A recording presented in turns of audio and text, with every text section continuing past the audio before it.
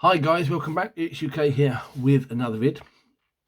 Apologies for the lack of vids lately. I've been fairly busy with work, and recently I have come down with a rather unpleasant cough and cold, which makes talking still got it, you see, makes talking for any length of time a bit difficult. I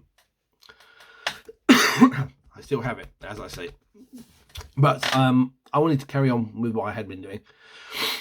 So this is a brief sort of video, a continuation of my Pathfinder First Edition campaign that is being run on Sundays. So a week ago, we did part 3, and before I get into that, I had a cool little prezi when I arrived at the session. My friend Luke Jenkins had left for me at our game store a little present, which he was supposed to give me at Christmas last year, but obviously he couldn't do because of COVID, which is this cool little thing here. I don't know if you can see this very well. It says Link's RPG Condition Rings. I think it's more for D&D 5th, but it's pretty cool. And as you can see, if I hold the box up, there's loads of little rings that are just big enough to fit around the bases of models on the battle maps. And they all say things like frightened or cursed. I don't know why cursed is a nice pink colour, but there you go. And so on and so forth. And we actually got to use a couple of these in the game. It doesn't carry all the things that Pathfinder has, so I think it's more D&D 5th, but absolutely loving this. It's certainly going to get a lot of use in my games from here on.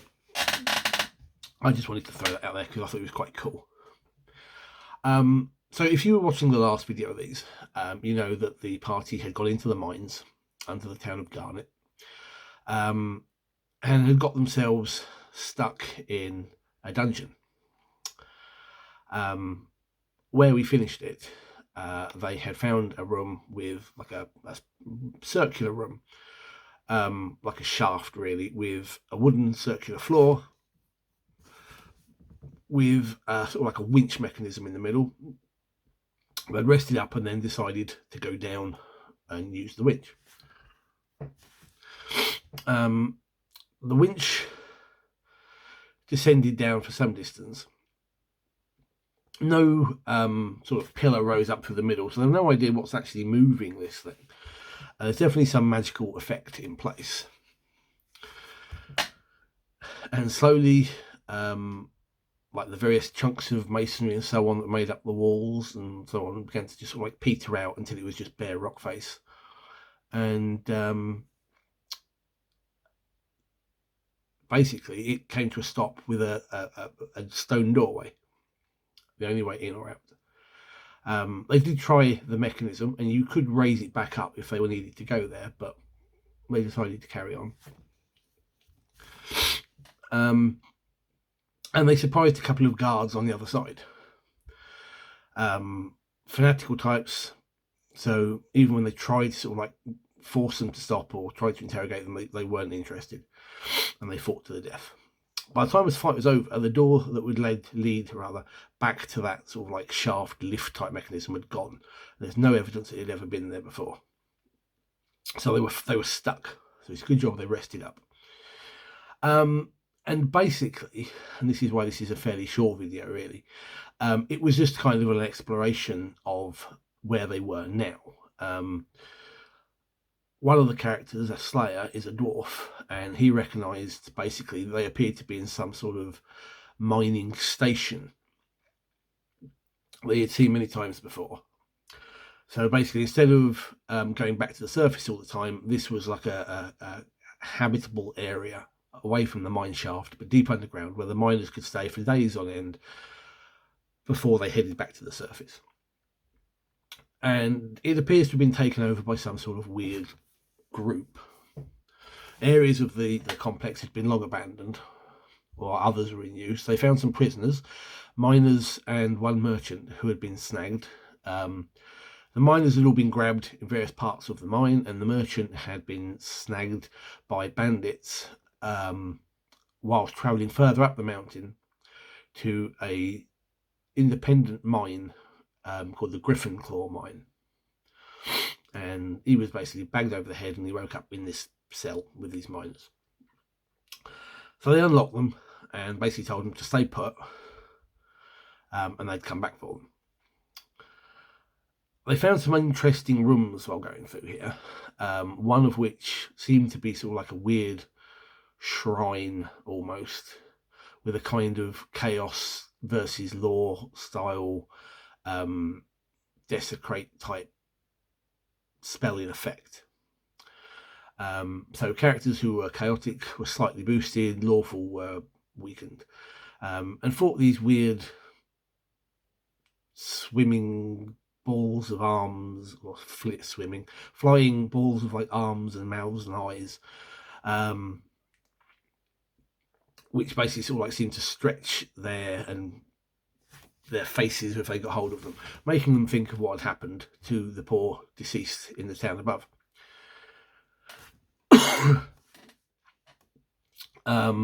They eventually found the lair of the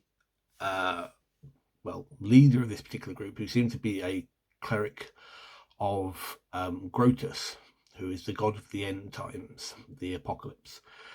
And in a rather cool little scene of the fight, they basically ended up trapping him in the doorway that he'd opened, which meant he was able to turn the halfling swashbuckler against his friends, whilst basically using him to block their attacks. So he ended up lasting a little bit longer than I anticipated. And they were able to find some notes, signs of like a scroll of some description that had burnt out. Not like a spell scroll, more like a spell, or more like a scroll with the magic interred into it, which had partially burnt away. And what was left was various symbols of chaos and sort of like entropy, which matches sort of like the symbols they found in that weird shrine room. They suffered a fatality near the end of the session. A secret room attached to the cleric's chambers, which he didn't even know about, contained a mimic. My players love mimics. I don't know why. They just do. Every campaign's got to have a mimic. So I put one here in the off chance that they found it. And basically it's a large room with a chest. And they detect various magical sources because the mimic's clever enough to swallow these things and not digest them. And the party blood rager basically got walloped very, very hard, dragged in and was devoured. And it basically spewed up one of these magical items, which I think was a potion, as a thank you for bringing it food after all this time. And in order, these guys are, I think, a little bit more mercenary than usual. And a couple of the guards who they captured, who weren't willing to talk, who were too fanatical, they basically fed to the mimic in order to get a couple more magic items. So that particular player will be back with a new character this coming Sunday. From this, they were able to get back up to the surface. They found a map of the local mine workings and were able to report to the watch. And they took one prisoner. They had one guard who they didn't kill. And they found out about the Griffin Claw mine. It's an independent mine above the snow line of the mountain. And they basically mine themselves and then try and sell it in garnet or to merchants coming through. So I think there's a connection to there, something to do with it. And I think that's probably where they're going to go on the next session. Well, I hope so, because that's what I'm planning on preparing over the next couple of days. So in the end, it was, and they leveled up to level 3 at the end of this particular session. And I know a couple of them were like, "Oh, he's giving us a level. Shit's about to hit the fan. Things about to get good."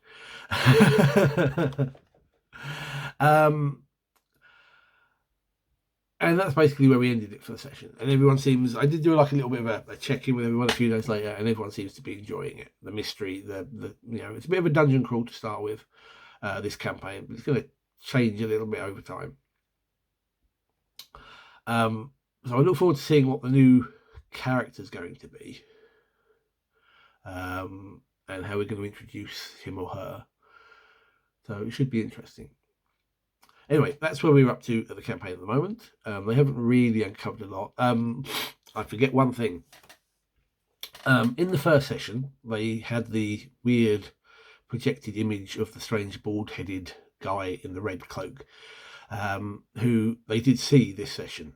As they left this particular mine working, the dwarf who spotted him originally turned back and basically saw this figure closing the doors behind them into that particular section with a sort of like wiry smile on his face. He's like, One of the players actually went, "Is it like a tall, thin, gangly, bald dungeon master from the cartoon?" And I went, "Yeah, it's as good a description as any, if that fits for you." So they still don't know who that is or what that is. And they may find out in the near future. But anyway, as I say, that's where we're up to. I'm really enjoying it. They seem to be really enjoying it, and I look forward to see where it goes next.